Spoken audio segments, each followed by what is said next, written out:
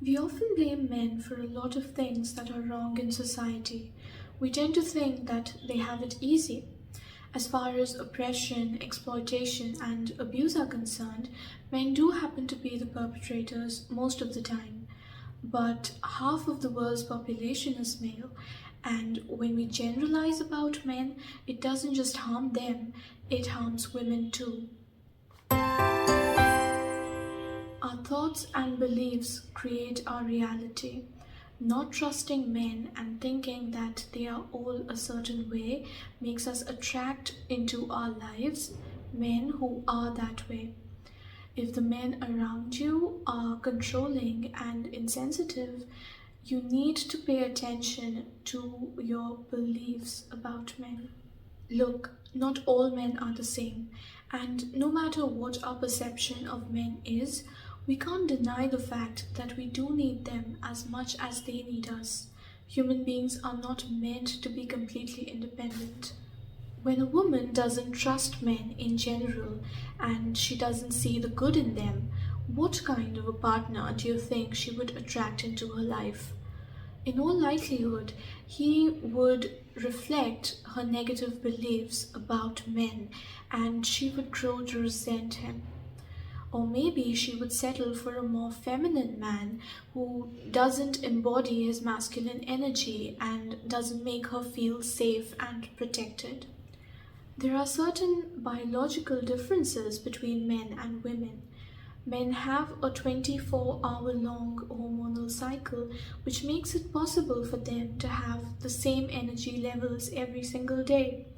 They are physically bigger and stronger, and most of them have a masculine core, which makes them want to be protectors and providers. But with time, men started misusing their biological advantages to control and even abuse women. Such men are not in their healthy masculine energy. Their fears, traumas, and lack of healthy role models makes them act out of their shadow. But whatever be the reason for such behavior, they have diminished the image of men in general. But even if we see toxic masculinity all over the world today, healthy, mature, and conscious masculine men do exist, and they do outnumber the toxic and immature ones. These are the men who make their women's lives easier. They protect, provide, and take care of their families and communities. They do so not because they want something in return, but because it is their innate masculine nature. They respect and honor the feminine, they are chivalrous, and they don't try to control women, even if they happen to be the breadwinners. These men are the real men. Women are not appreciated enough for everything that they do, and that should certainly change. But it doesn't hurt to also appreciate men for everything that they do. The world that we live in has a very masculine structure. Women are expected to perform like men to be successful, and femininity is not valued the way it should be. When a woman says that men have it easy, she says so because she herself believes on a subconscious level that masculinity is superior to femininity, and so she tries to prove that she is as good as men or even better by trying to be as masculine as she can. But remember that women can't beat men at being men. Our biological makeup does not support that. Men are better at doing certain things, and we are better at doing other things.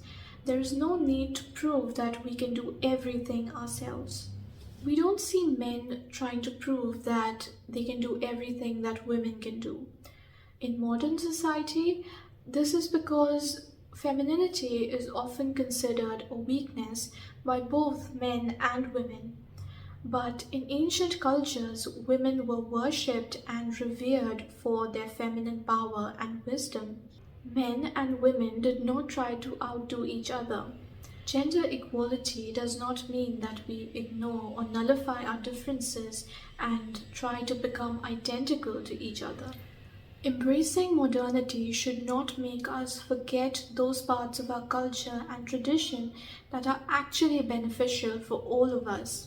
Women should definitely be appreciated and celebrated for their femininity, but men must also be appreciated for their masculinity.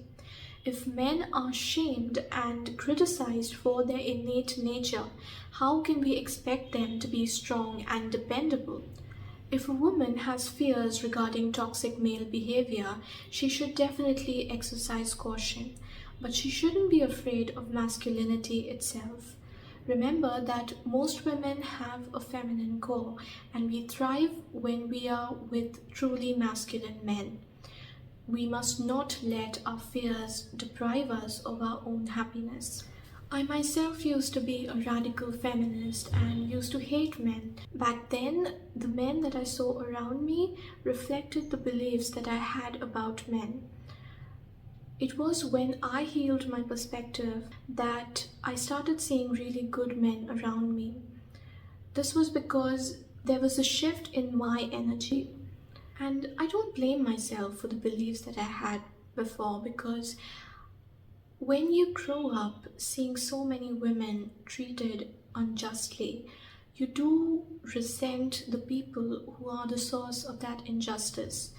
Being a radical feminist is certainly better than being a puppet of the patriarchy, but it's even better to heal yourself so that you don't view the world through the filter of your wounds. When you come across a good masculine man, make sure to appreciate him for his masculinity. Men are human beings too, and most of them just expect appreciation and admiration for their efforts and kind gestures. By acknowledging them and being grateful, you inspire them to be better men. I hope you found this video helpful. If you did, then don't forget to like, share, comment, and subscribe. Other than that, thanks for watching, and I will see you in the next video.